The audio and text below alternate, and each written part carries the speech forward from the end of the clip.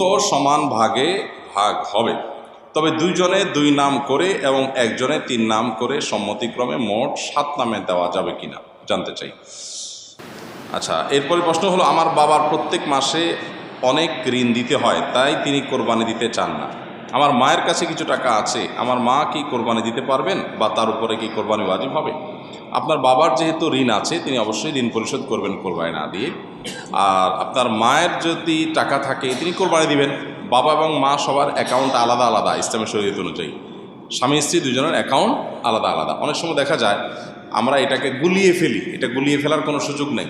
স্বামীর যদি টাকা না থাকে তো বেচারাও কোরবানি দিবে না, স্ত্রীর টাকা আছে তিনি কোরবানি দিবেন, তখন স্ত্রীর কোরবানির থেকে গোশত খাবে স্বামী। এই তো এরকম ব্যাপার না যে স্বামীর যেহেতু ঋণ আছে অতএব আমি কোরবানি দেব না, স্বামীর ঋণ আমি পরিশোধ করতে বাধ্য, এরকম না।